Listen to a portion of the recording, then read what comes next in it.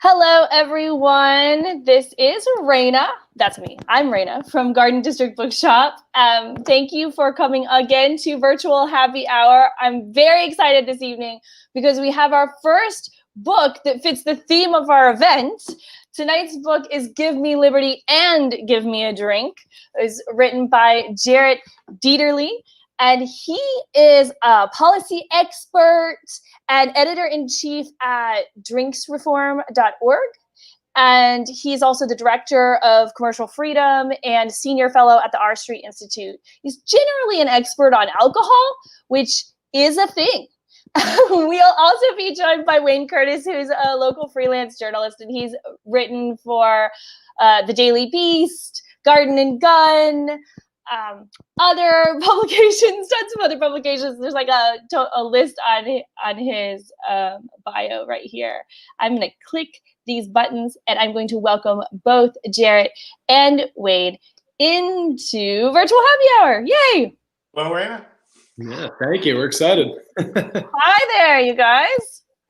Well, we usually always start out with one question, which is, what are you drinking this evening for Virtual Happy Hour? So, Jarrett, what have you got? Yeah, I'm actually drinking American Single Malt from a Virginia distillery company, not too far from me here in Richmond. Courage and Conviction. It's really nice. They've done some great stuff. They're a great example of a American small distillery that's starting to get into the single malt category. So they do really good stuff, and yeah, I figured that what better to start off this event than to have some scotch that won't get watered down throughout the course of the event. So that's smart thinking. Yeah. Wayne, what do you got? I've got a 12-mile limit. It's page 50 of Jarrett's book. It's one of those drinks that disproves the rule about mixing your liquors. It's got brandy, whiskey, and rum in it, and with some lemon and grenadine. And it's a Prohibition-era drink. Very tasty. It holds up. Recommend. 5 stars. Thumbs up. I'm drinking a local vodka, which my bottle is actually, I finished the last of the bottle, but it's from this 7-3 distillery, yep. And it's their Saint Rock vodka with some Sprite and lime juice. Nice. Very beautiful. So I wanted to say to everybody who's watching, if you have any questions or comments or anything throughout the event for any of us, type them in the comments. We can see those. We will answer all of your questions about the book, about alcohol, about the weather. Bring it on. So let me ask you to start us off. How did you get into being an expert in alcohol policy? Like, where's the line? That's a great question. Yeah, I actually came into it first through the policy channel, and then kind of added the alcohol drinks thing on top of that. I went to law school in DC and kind of got more into the policy scene there, and liked researching and writing about policy and how to ideally make people's lives better, and started studying a lot of regulations and laws and how they impact businesses. And naturally that led me to realize how many outdated and antiquated laws and regulations there were in the alcohol marketplace. And so the more I kind of peeled back the layers of the onion, the more I realized what a rich vein of study that was. And so I kind of kept going down that path. And at the same time, I started getting more and more into cocktails and spirits and beer and learning more about that. And it kind of just over time synthesized into being like, wait, maybe I could combine these two things and be an alcohol policy researcher. So for what I do, I like to think that I have, the coolest job that I could have. It's a unique job, I guess, but it's perfect because I get to think about public policy and how to improve people's lives, as I said, but also it's a fun topic. And it's involves a lot of great entrepreneurs and people in the drinks community that I want to help and that are doing really great stuff. So yeah, it wasn't like something I planned out from, middle school. I was like, I'm going to go do this. But yeah, that's the way the cookie crumbled.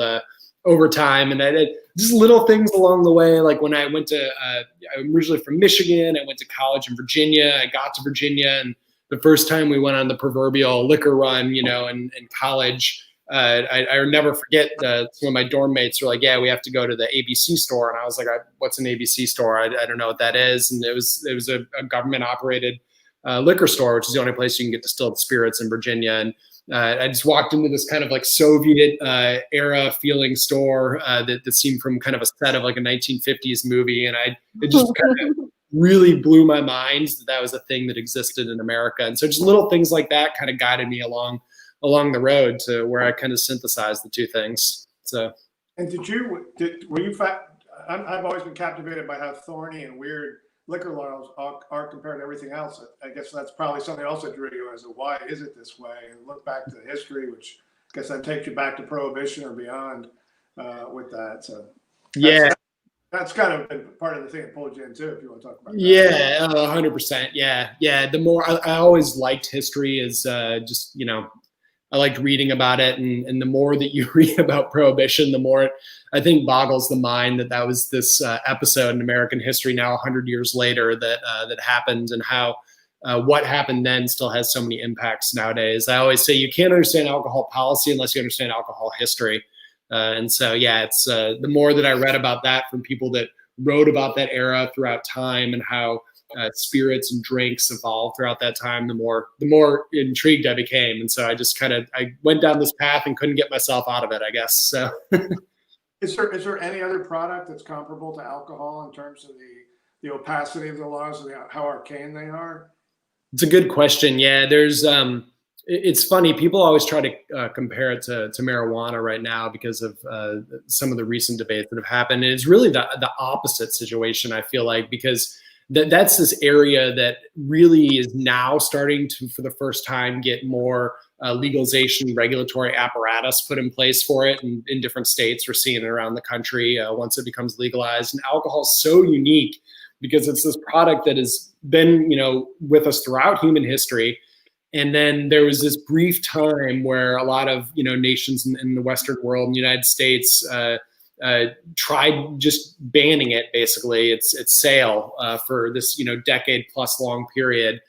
And then that went away, but they still tried to implement a lot of very stringent laws after that time. And then there's just been this holdover since then. So I feel like that's such a unique set of facts that is almost inapplicable to any other industry that I've looked at, or that I know anyone else that has spent time studying. So I think that it really, it's unique, at least in the sense of how it developed. It's so different than everything else we have, because it was, we had this great tradition of spirits early on in American history, and in the colonial era that people drank a lot, obviously, and everyone had a distillery, a lot of small distilleries. And then we just got rid of it for a decade plus and then brought it back. And it's hard to duplicate that kind of set of facts over time. That's such a strange setup to have something, or at least to try to fight something to like such a blanket way was the entire country. And just like it's not going to exist. If we just tell people they can't have it anymore, then obviously it doesn't exist. Yeah, and it's still something that it's funny. I mean, there's still governments that are trying to do similar things to what America did in Prohibition. I mean, during the COVID-19 pandemic, Mexico halted their brewing industry during it. And it's amazing kind of watching the experiment kind of happen again on a smaller scale. But every time it does, it usually leads to a bunch of negative unintended things that is not what was intended when people try to ban alcohol or ban the production or sale of it. And unfortunately, it led to a lot of bootleg moonshine and illicit alcohol in Mexico recently, as it did in American Prohibition. And unfortunately, a lot of people actually got really sick from it recently. There's been a lot of news reports of different villages in Mexico that have had huge amounts of people go to the hospital because they got some form of bad alcohol. So it not only is it something that has this unique history, but it's also this history that tends to repeat itself in different countries throughout time. So I'm curious, did Mexico ban beer because they didn't want workers congregating, or because they didn't want people drinking and losing their social distance inhibitions? I think it was a little bit of both. I mean, I think the most defensible is the workers congregating on the plant line. That does make some sense. But yeah, there's also you've seen in other countries throughout this. There's been concern if people drink, they lose their inhibitions and get together. And then, unfortunately, again, as we've proven throughout human history, that what always happens is that people still drink, and so they're still losing their inhibitions, but just with less safe alcohol, unfortunately, is often the case. But yeah, I think it was probably both that went into it, and unfortunately, it didn't. I don't think it really accomplished what they wanted, which was to try to make people safer. Yeah. Let's go back. I'd love to go back into history and talk about some of the early laws and what motivated them. Was it mostly from was it the Puritans that sort of began this, and it was mostly for social behavior before any sort of government took over? How did that evolve? Yeah, I mean, there's definitely some of those roots in our country that obviously we can't get away from. But it's interesting. I mean, I always like to say there's no more Puritan maybe model of a person than John Adams, right? And he drank cider every day for breakfast. Famously, everyone always repeats that story. And the founding fathers, whether they be from the Northeast Puritans or into Virginia in the South, they all drank a lot. And so I don't think it can fully be attributed to kind of that cultural hangover.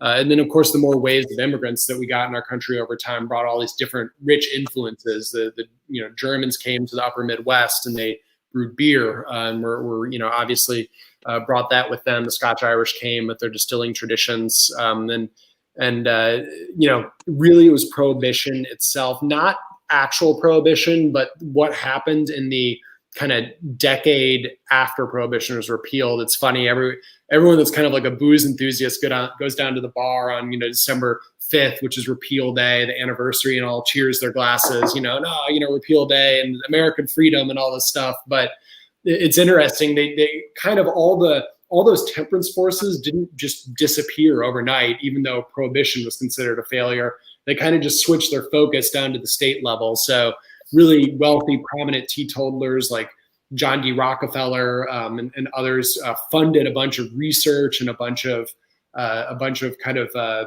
media, basically outreach to state policymakers, and said, "Hey, look, alcohol is still an issue. It needs to be controlled, needs to be regulated very heavily, and here is how maybe that should be done." And that led to things like dry states and counties, which we still have dry counties, obviously, and things like ABC stores, government-operated stores like Virginia and around a dozen other states have today. And so really it was from that era that we kind of have this hangover, I guess, pardon the pun, but yeah, this kind of heritage that's come from that immediate post-Prohibition era, that most of these examples of a law that doesn't really makes sense to us and is really restrictive in the alcohol marketplace often comes from that infrastructure that was put in place at that time. There's ones before it. I mean, you see, we actually just had a good example of a law that was well before Prohibition that just got repealed in 2018. It was actually a federal law that still was on the books that prohibited Native Americans from distilling on their own reservations or tribal lands. And that was an 1843 law. Andrew Jackson, who else? And it kind of just stayed on the books all this time. And it wasn't until 2018 that someone finally realized it and started trying to lobby Congress. It was actually a reservation out in Washington State that did. And it finally got repealed. So there is examples that predate Prohibition, but the large amount of them come from that post-Prohibition era. Interesting. So we have a couple of questions, and something that you touched on about dry counties relates to this question. Do you know how many dry counties there still are in America? Like, I know when I go to my family reunion every year in Kentucky, yeah, and where there's this little strip, there's like 2 counties that are both dry, and then there's this little bitty strip that isn't, and there's this trailer that it's a liquor store right there, and no matter that's where you're going to stop. You're going to go there because the reunion's over here and family lives over here. Everyone is going to stop at the trailer. Are you going to stop at the trailer because you have to? Mm-hmm.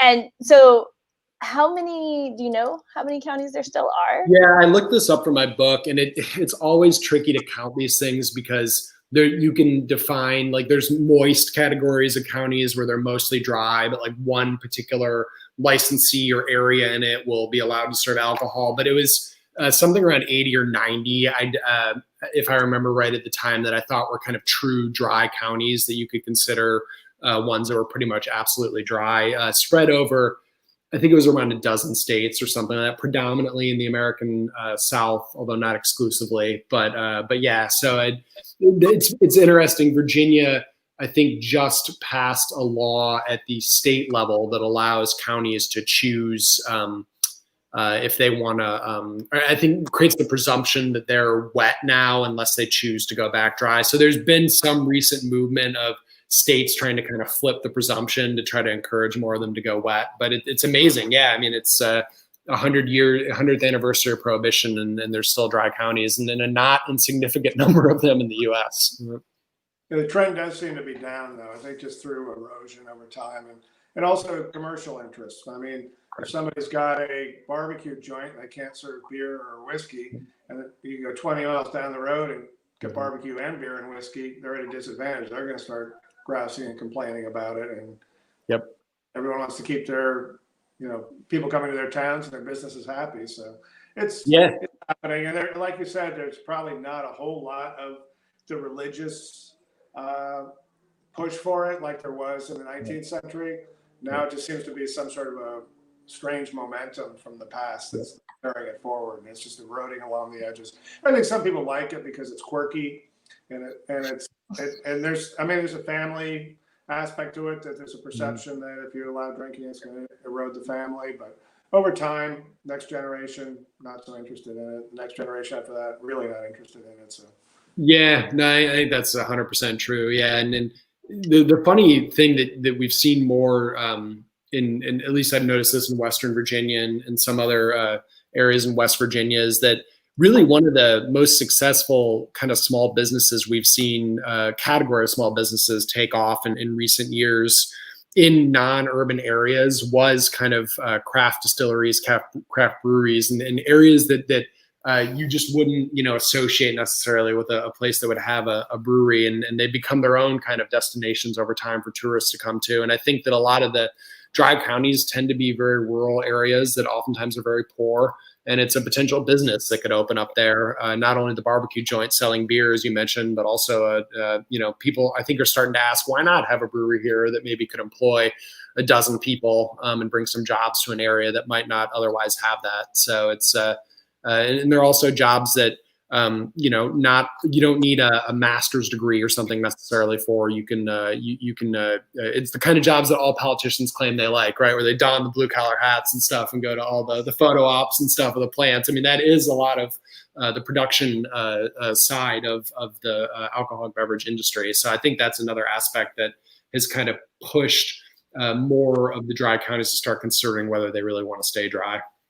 Definitely, that's been fascinating to me. When I started writing about this stuff 15 years ago or so, it was like 40 or 50 distilleries, craft distilleries. Now there's around 2,000.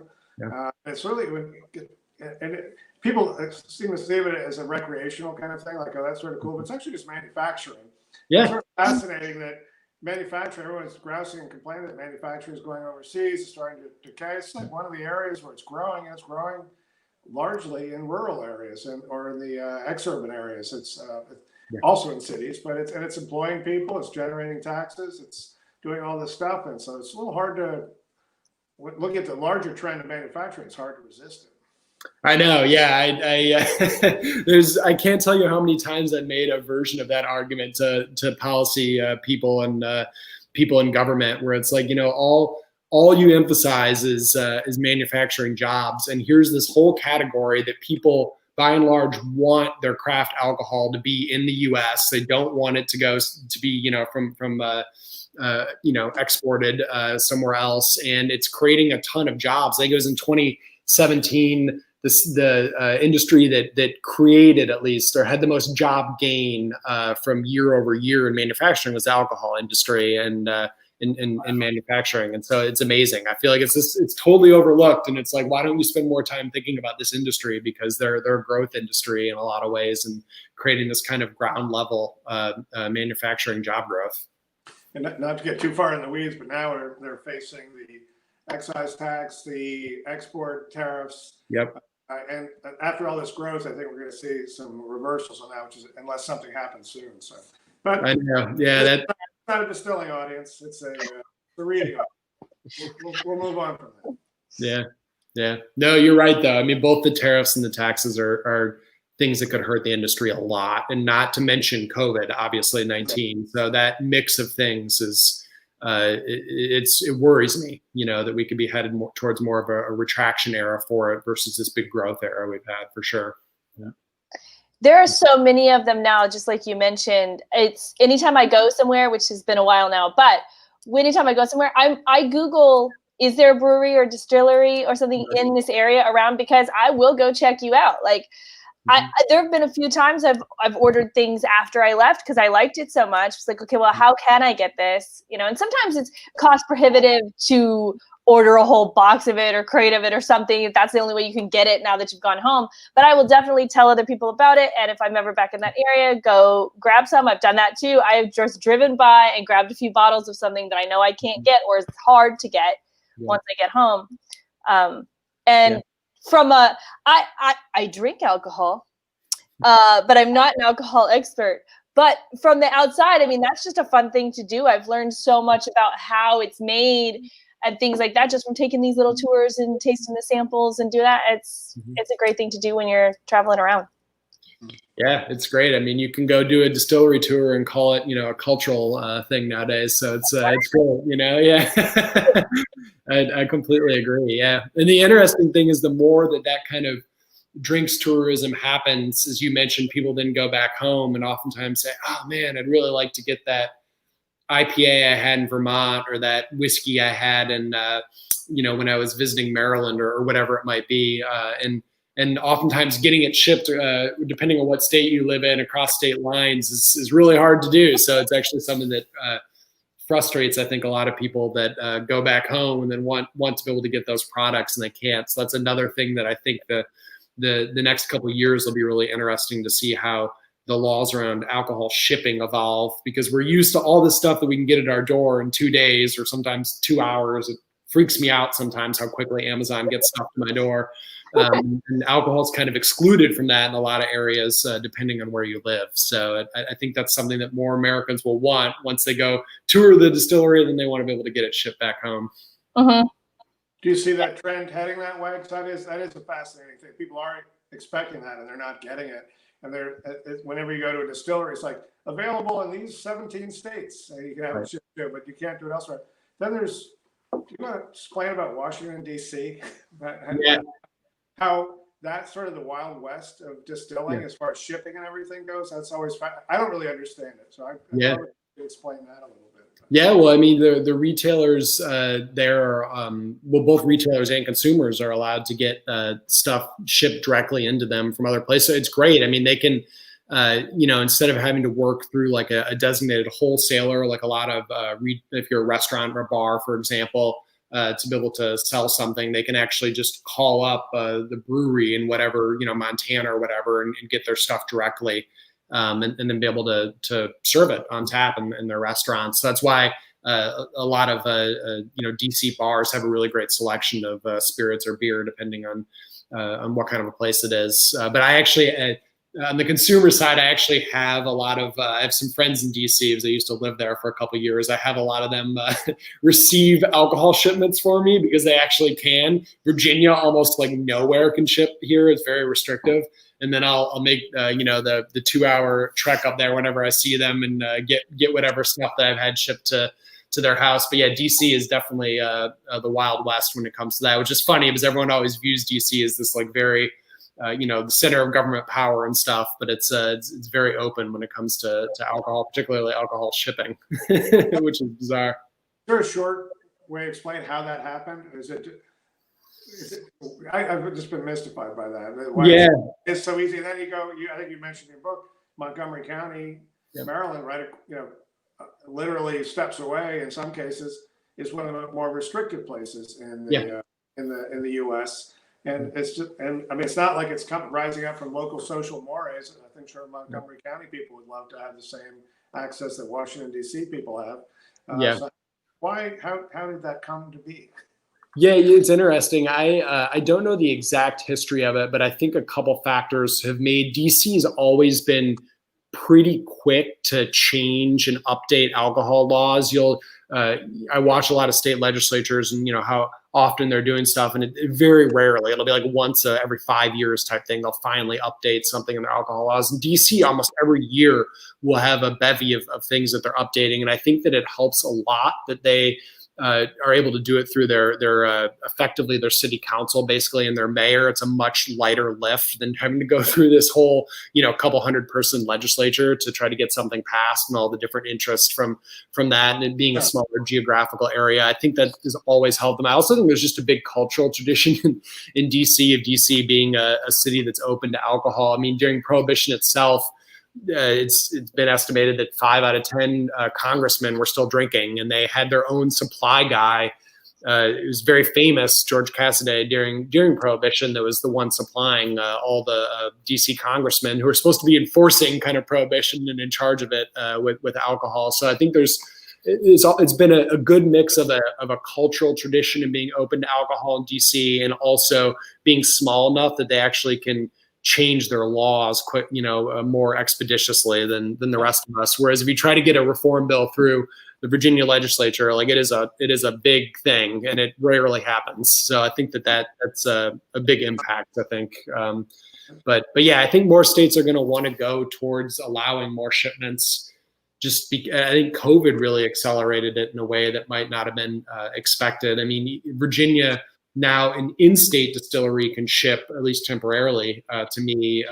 Like, for example, the American single malt Scotch I just mentioned that was shipped to my door from Virginia Distillery. And 6 months ago, they couldn't do that. That's a new thing. And so I think more states are now recognizing that in the midst of this pandemic, they need to allow people to get stuff shipped to them.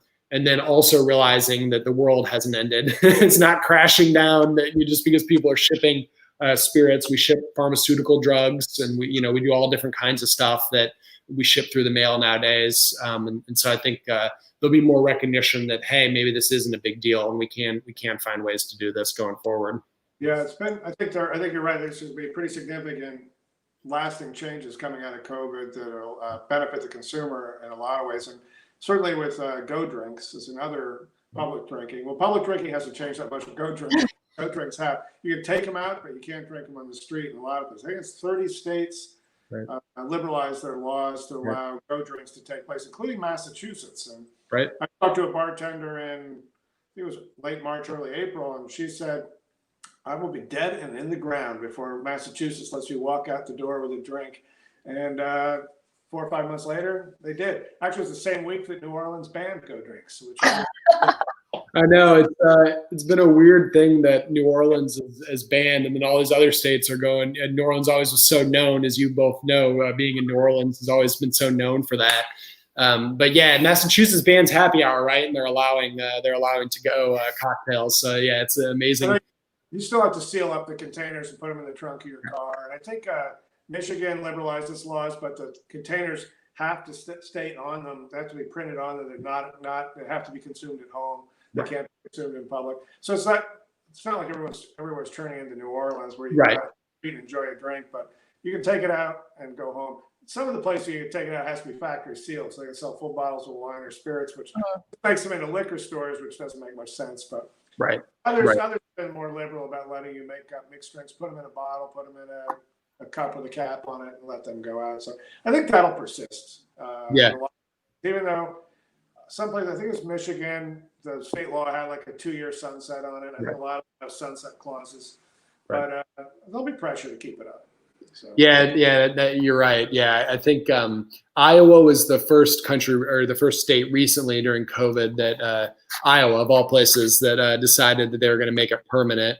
And then I think Michigan was ended up being a 3 or 5 year sunset. I can't remember, but you're right. It's going to be, once people experience it, it's going to probably be hard to put the toothpaste back in the tube with it. And Ohio has done it now. So yeah, it's interesting. It's states that you wouldn't necessarily associate as party places, but I don't think they're doing it for those kinds of purposes. It's more really just to help their businesses right now. And then once the businesses see it, they're like, hey, this is great. If we're a Mexican restaurant, want to serve, have a great takeout thing, why not be able to have margaritas, for example, along with whatever we're selling? So yeah, I think it's going to be popular both from the restaurants and obviously from the consumers, I think.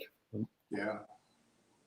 And it makes sense with the, if it takes 2 to 5 years before these are officially supposed to go away, by that time you'll realize, there hasn't been an uptick in crime or drunk driving or whatever the fear is. Right. We survived it. Our businesses are making a little bit, have a side hustle, and everyone's still okay. I guess it'll be all right. Yeah. It's actually a couple law enforcement associations that have said some similar stuff as people start asking them about this. And one of the police law enforcement chiefs that they interviewed was talking about how in a lot of places we've long been allowed to, in a lot of states, cork up wine. If you get halfway through a bottle of wine at a meal, cork it up and go home. And really, if you have a sealed container to go, a cocktail is not really that different than that. I mean, yes, someone could open up that sealing and drink it, but it's not that much different than a lot of similar stuff we've had. So yeah, I think you're right. If there's this experiment era and it goes okay and there isn't a rise in all these things, I think people are going to be like, hey, why aren't we allowing this like we do so many other things? So. Have you seen much of a change in? Well, it's sort of interesting when people talk about it. There are two sets of laws. One affects the merchants, what you can do, what can go out the door, and then the other affects the consumers, what you can do when you take the drink out. Can you have it in the street or not? And you have that great map, I think it's on page 25 in your book, about where public drinking is allowed, both by state, by city. Mm-hmm. It was more than I thought. I thought it was just New Orleans and Las Vegas, but there's some interesting and quirky spots where you can still take a drink outside. Did you come up with a unified theory on where places allowed drinking and why? Or was it just sort of a random and interesting thing? I mean, obviously, for tourist places like New Orleans and Las Vegas, it sort of makes sense. And then Las Vegas, New Orleans history is fairly recent. I mean, it's really, Go Cup's really just date to the late 1960s, pressure from the Bourbon Street people. So it's not like it's been since the settlement in 1718. But it's sort of fascinating to me that some places allow it, some don't. I was wondering if you came up with an idea on why. Yeah, it's interesting. I'm trying to look through here to find what page the map was on, but places. Page 5, I think. Okay, yeah. It's interesting. There's the tourist places like Las Vegas, as you mentioned, and New Orleans. Obviously, that's one stripe of what you'll see. But a lot of the recent places that have gotten into it, like Erie, Pennsylvania, Indianapolis, Indiana. There's a district in Kansas City that you can do it. Are these like Midwest areas that have actually used it to try to revitalize portions of their downtown as a way to get more people interested in coming to them.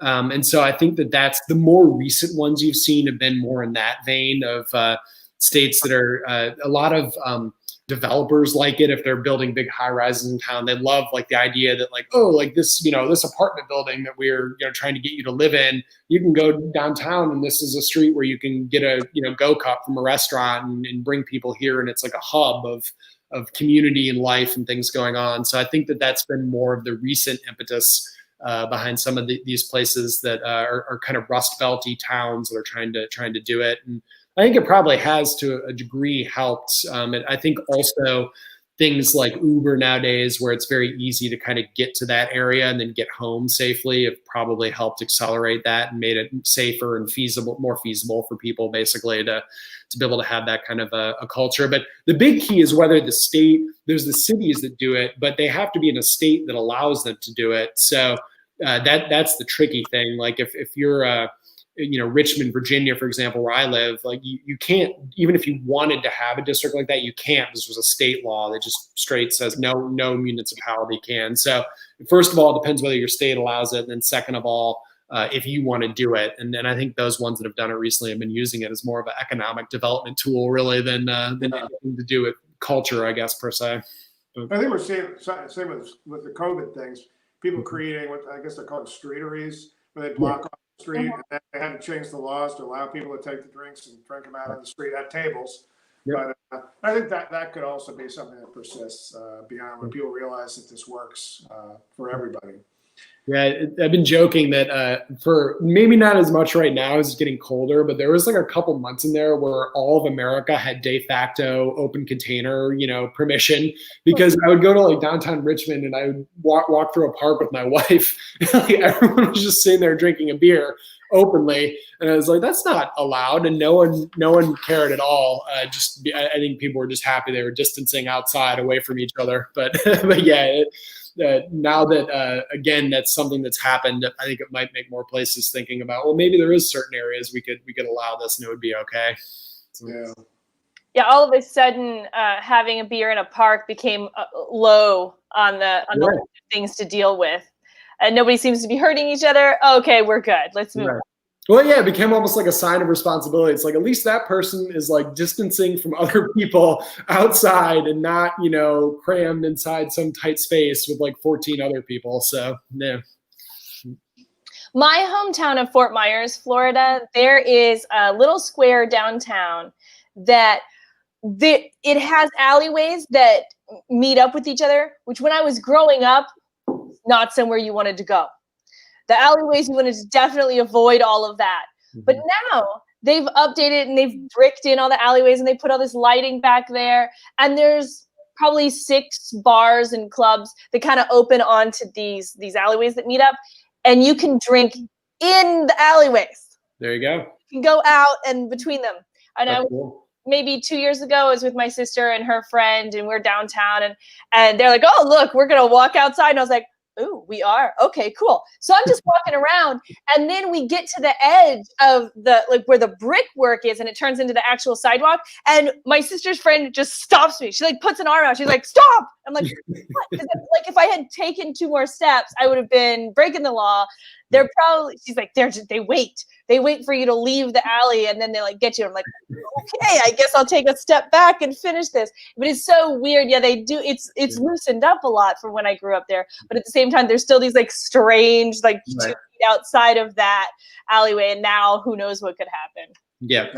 Yeah, no, it depends on the way that it's defined. A lot of the stuff we've been talking about, you can go outside, but you often need to buy it from one of the restaurants, in that, lining that area. You can't just bring your own 6-pack of beer and drink it there. So it all depends on how it's what a true open container allowance is versus kind of more just a go cup plus public drinking thing.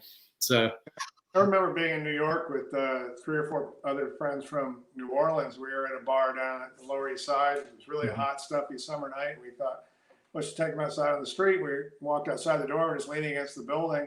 The bouncer walked out a few minutes later and he's like, whoa, you trying to get us shut down? You trying to get us to lose our license? He just went absolutely crazy on us. We're like, we're from New Orleans. He goes, oh, I understand that, but no, get inside.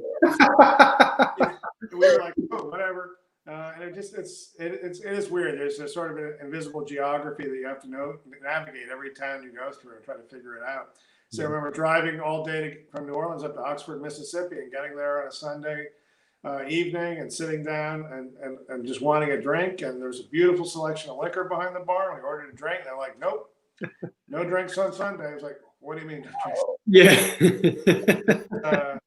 It's just, it's funny. I mean, like I was asking earlier about this being is it particular to liquor? I guess it's just because my sense is that during repeal, they just wanted to kick it down because the federal government hadn't sort of negotiate with the abolitionists who wanted to, or the prohibitionists who wanted to get it tossed out. So then they kicked it down, and then it seemed like a lot of the states kicked it down to the municipal level. Right. So you just end up with this weird patchwork, which is not, I don't know that it's analogous to any other thing. Like you said, weed seems to be a little more centralized as that's becoming legalized, whereas alcohol just keeps getting kicked down the Yeah. line.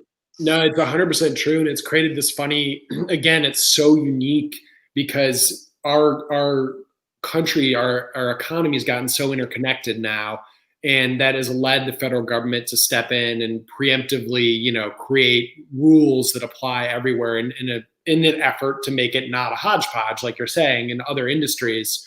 And the federal government, even if they probably do have more power over alcohol than they're exercising right now, it's because of this this terrible experiment they had that went so poorly that they're afraid to do anything, right? So I think some things that you might still be able to do, even though prohibition's repealed, even though you have a 21st Amendment, that you still could probably have some more of a role for the federal government, especially when it's crossing state to state. That's going to go nowhere politically because the federal government's just kind of like throwing their hands up and like, we're not touching this. And then, as you said, it got devolved to the states, and then a lot of states further tried to devolve it down to the local level. So yeah, it's almost like this hot potato that no one wants to be the one that has to deal with getting between people and their alcohol. Yeah. We have a couple of questions here. Okay, so this is sort of a question. This is more of like, what's your take on it? So what is your take on self-imposed liquor rules? Like, in the example here is like Kentucky bourbon versus Scotch versus whiskey versus Japanese whiskey versus aged in barrels, artisanal, small batch, whatever. Like, there's a lot of especially whiskey snobbery. What are your thoughts on that? Yeah, it was funny. I was actually speaking of the American single malt that I'm drinking. I actually, when I was talking with the owner of Virginia Distillery, I actually asked him if it bugged him that he couldn't call it Scotch, if that was something that upset him, because a lot of people, Scotch is such an identifiable category, and he actually thought no. He liked being able to come up with this term American single malt that would make it distinctly something that people identified with America and something that was more local. So those rules tend to bother me a little bit less because they're often ones that kind of they're either traditions or they've developed from these like longstanding traditions inside the drinks community. And a lot of the people I've talked to aren't upset necessarily that they can't call something, something else. Like it has to be champagne from the Champagne region or Scotch from Scotland. Bourbon is interesting because you can, of course, call it distilleries in Virginia can call it bourbon, right? That's not something that's legally has to be tied to Kentucky. So probably if I was, picking what made the most sense, sorry, I had a doorbell go off. If what made the most sense in kind of our modern era, it might be more like what bourbon does, where it's identified with a region, but other people can use it. But also, I understand why Scotland does what they want, what they do, and they want it to be Scotch. I'm sure Wayne has a lot of thoughts on this because it's something that he's written about so many types of spirits over the years. Yeah, no, it is fascinating. I mean, that list that you read off, some of those are legal and some of them are traditional. Like small batch, there's no definition for small batch. You can call small batch anything. You could dump 1 barrel and be small batch. You could dump 150 barrels and be small batch. If you're in a big distillery that normally dumps 500 barrels at a time that they then batch up and bottle, 150 is a small batch. So it's completely based on whatever anybody wants to do and something like that. Other terms, though, are defined. American single malt is not defined. The TTB, which is the federal agency that regulates what you can put on a label, they just recently went through a pretty major revamp. I don't think they've done anything in 15 or 20 years prior to this, maybe more.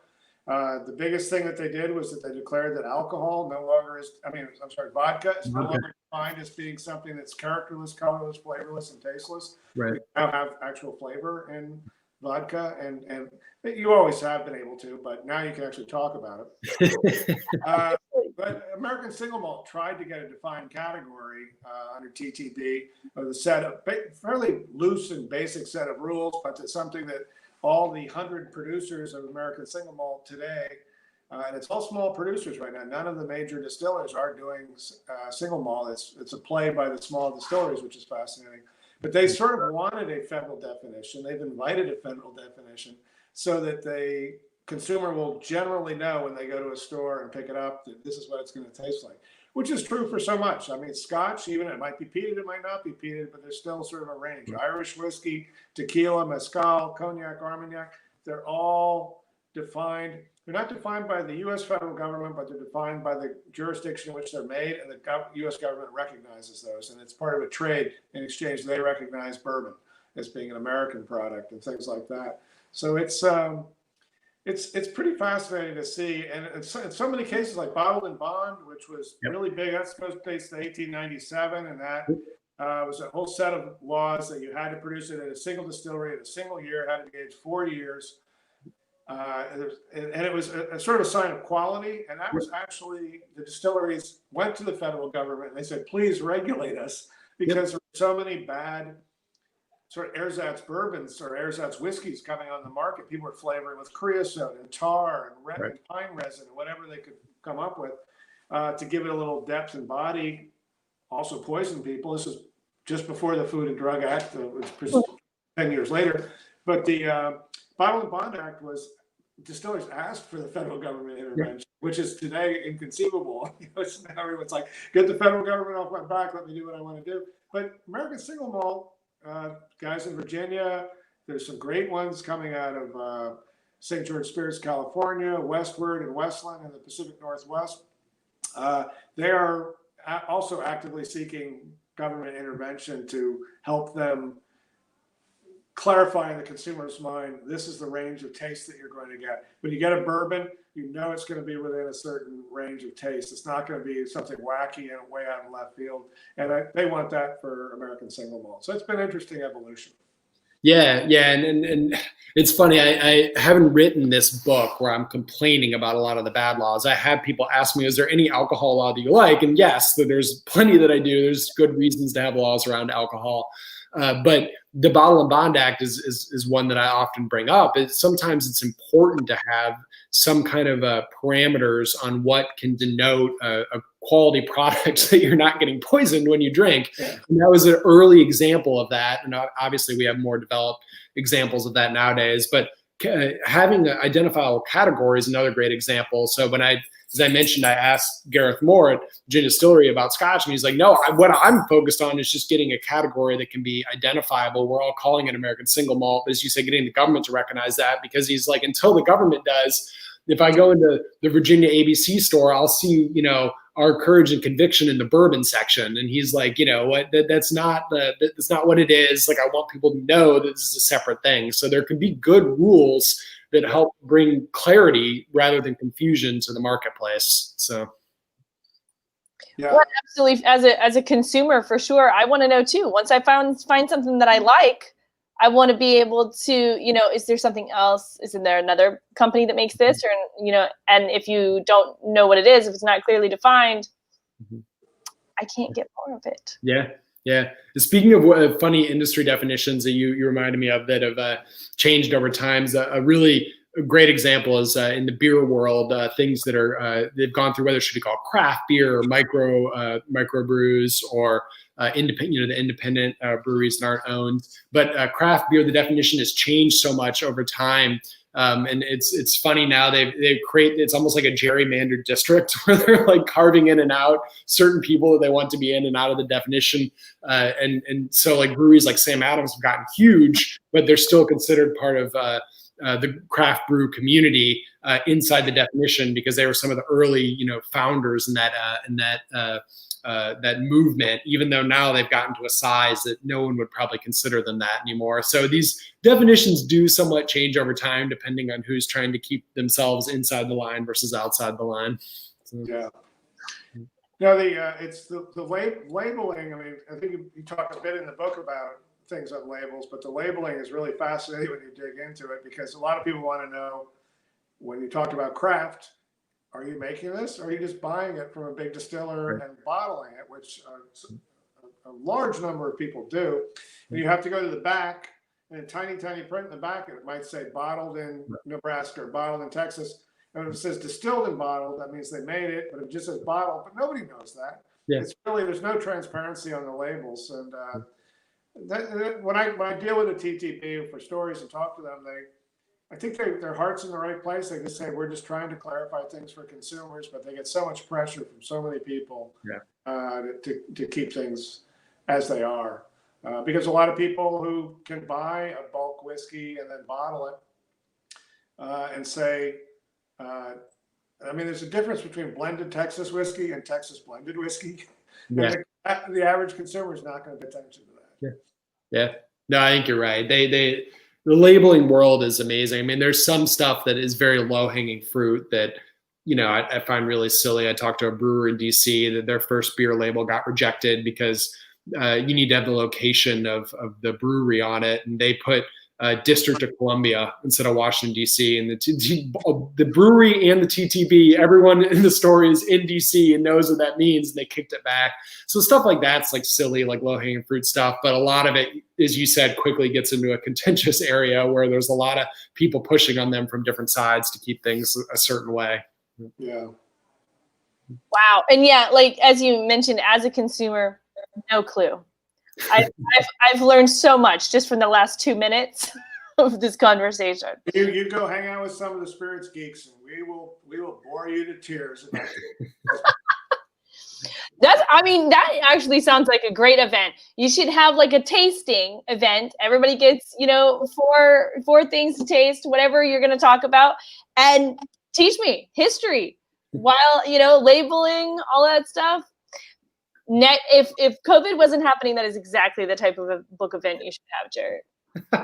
that is something not too far from that was the pre-COVID plan for book events. So yeah, that was a lot of what animated Tales of the Cocktail. Yeah. To get people together to explain these things to them. And at the outset, at any rate, Tales was more of a consumer and a producer event. It evolved to be more of a trade event, but. People just love to learn these things and talk about it. Right. And there is a lot to learn about this whole history, especially, like I said, now with 2,000 distillers, so-called craft distillers. And I'd say of that, there's maybe 50 to 100 who are producing really interesting, great stuff. And the rest are either just bottling and packaging something else, or they just don't understand distilling. And to me, that makes it more fascinating, because when you go try different things, you never know what you're going to get. For the average consumer, it's probably even more horrifying when you walk into a liquor store and suddenly you're confronted with a shelf of labels you've never seen before, which is good and which isn't. But and then you have to drop $40, $50 a bottle to find out. Right. That's good. There's got to be a better way than that. But, Right. Okay. Right. So what is technically the definition of a craft beer then? You're talking they've changed. I can't remember now because it changes every couple of years. But the way the Craft Brewers Association has done it is it usually involves a certain amount of what you're producing, and then your ownership structure can matter with it. That's you'll see the independent label sometimes on beer bottles where it's like they're not owned by a macro, big conglomerate. But usually it often is some kind of a volume metric that they use for, but it changes over time because, again, these breweries are growing. So sometimes they'll get to the point where it's like, well, they now have exceeded this whatever 100,000 barrel limit that it is to consider craft. So I don't remember off the top of my head the most recent iteration of it, but it changes over time. So same with spirits. I've been to long and contentious meetings at both American Craft Spirits Association and American Distilling Institute, when they argue like we should define craft because it's becoming bastardized, and everyone stands up and gives their definition of craft, and what their definition of craft is, this is what I do, you should call this craft. the most people say was was ownership, it was by size, how much production you do in a season, all sorts of different things. One of the ones was like, we think the owner should flip the switch in the morning that turns on the still. If they do that, then it's craft. But I mean, I consider a lot of what Buffalo Trace does, which is owned by the Sazerac company based in New Orleans. I consider that craft because they are really paying a lot of attention. They're doing a lot of experimenting. They're trying different things.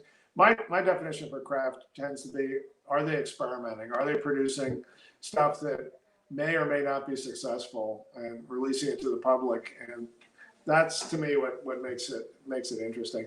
But there are size limits and the like on it, but there is no definition of craft. And I think the one definition that people seem to like at one of the meetings was what comes in the back door is substantially different from what goes out the front door. So even different spirits or different categories, like gin, typically people buy neutral grain spirits from something like Archer Daniels Midland. They get it in tanker trucks. But then they infuse it with local botanicals. They do have their own techniques for it. And what comes out the door in the bottle is very different.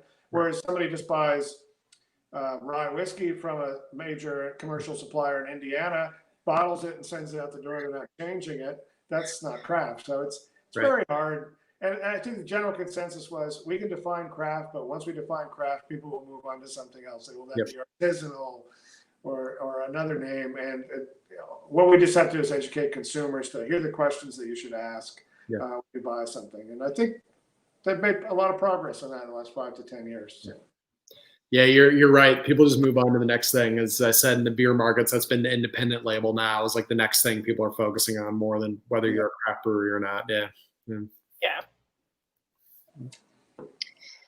So let me see. There's another question that talks about bars. So is there any evidence that you've noticed, I suppose, of special favors for certain bars or restaurants at the local level? Is that something you see at a corruption point that you see? Yeah, well, Jarrett, over to you. We could spend a whole week talking about different favors that have been granted at the local level to liquor licensees. I mean, localities have tremendous power oftentimes over who gets a liquor license at a restaurant and who doesn't. I mentioned one example in my book that Taco Bell cantinas now, the fancy Taco Bells actually can serve beer and some forms of alcohol. And they applied for a license in Royal Oak, Michigan, and Royal Oak said, nope, we don't want to give you one. We basically, their only reasoning is we don't like you. And they had the power to do that. And there's all these things like whether you have a good moral character, whether you can have a liquor license or not. And that's so ambiguous and vague that any kind of local government can define that how they want. So yeah, absolutely. The answer to the question is that yes, it absolutely happens where some bars and restaurants will get a license in some states and not in others. Sometimes liquor licenses can be super expensive in some states. It can be very political who gets the license or not. So yeah, again, you could probably write a whole book on just kind of case studies of goofy things that have happened. And also even just not even stuff that's written into the code, but just law enforcement officers looking, the other way. I mean, I've have family in a very Rust Belt town of Southern Illinois. There's a very famous dive bar there that is super well known, and I've seen people walk out of that bar, with beer in their hands, and just like, and the police station's right next door, and it's just like, obviously there's an understanding in this community that people are looking the other way because it's not an open container jurisdiction. So. Yes, there's definitely favoritism at the local level. You see that across, not just in the alcohol space, but definitely in the alcohol space. So, right. I just to add on to that, I think the more interesting corruption to me is something called pay to play. It's where you get the major producers and distributors actually paying people to stock liquor in their bar, which is illegal, but there's numerous ways to get around that. Right. That happens. So when you go into just an example, I was talking to somebody who was working with a Las Vegas bar, and he was like, I love craft liquor. It's so good. And I was like, I'm looking at your back bar. I don't see any small liquor producers. It's all the major guys. Like, what's up with that? And he goes, oh, yeah, the small guys, they just won't pay. I was like, what do you mean pay? It's like, well, it's $5,000 to get on the menu, to list your liquor on a menu for a quarter. And they just don't want to pay. They won't even send me free liquor. It's like, well, of course I'm not going to send you free liquor. You're Las Vegas. Yeah. You should be paying them. Yeah. You're selling the liquor for $12 a glass or $12 a cocktail. Yeah. So there's a lot of interesting things going on, which nobody likes to talk about within the industry because it's illegal and it distorts the alleged free market that you can buy what you want where you want to buy it. Yeah. Yeah, and even as you said, that even if they're not just straight up paying, they'll find some way to make it worthwhile, right? Yeah, like But hey, let's take your bartenders down to the Caribbean for 5 days and show them the distillery. And if you sell this many cases in the next year, right. It's a lot of that. That's, to me, the more interesting corruption than what you see at the local government level. Yeah. That's small potatoes, the liquor industry. Well, and we'll always have that. There will always, unfortunately, be corruption at the local level. Yeah. When I was much younger, I used to work at a country club in Fort Myers, and we get invited to these fancy alcohol tastings, so that we would purchase. And I would go with the head bartender a few times to these different things. And after a while, I found out that we were actually being not invited as a general, wouldn't it be nice if you came, to this event, but as a specific, like sometimes we were invited, like this alcohol company came to us and said, hey, we're part of this event. We want you to come. It's on a yacht. Isn't that going to be great? Like you get free dinner and you get to taste these alcohols. And so like, the truth is that I had zero, I had no buying power at all, but the bartender did. And I was just going with him. And I didn't know that at the time, but yeah, we were invited by specific alcohol companies. So for him, he's got now this packet of information from this one liquor company. Now we tasted, 10 different ones, but one of them sponsored us actually. I think you can find analogies in the prescription medicine industry with the golf outings and the like to get doctors to prescribe certain things. So, I mean, they're both medicines. They got their start as medicines. One evolved into recreation, but there's some comparisons that would be had. Absolutely. Well, guys, we have made it to 6 o'clock. And I need another drink, so it's a good time to break. Yep, it's almost gone. I've learned by doing many of these over the last few months the art of sipping my drink. Yeah. Yep. So it's served me well so far. It took me a couple of happy hours to get there, but here we are. No one sips their drink though in New Orleans, right? So unless you're working on camera for an hour, that's the only. The residents know how to sip their drink. It's the visitors who do that. That's fair. That's absolutely fair. Yeah. Well, thank you, Jarrett and Wayne, for joining me for Virtual Happy Hour. Everybody, you can get Jarrett's book. We have signed copies at the bookstore. I put the link in the comments. You can click that. If you purchase it through there, you'll get a signed book, or you can give us a call during regular business hours and we will hold it for you. We will mail it to you worldwide. We will get you a copy of Jarrett's book. Thank you guys very much. And thank everyone for watching and staying with us this evening. Thank you. Yeah, thank you much.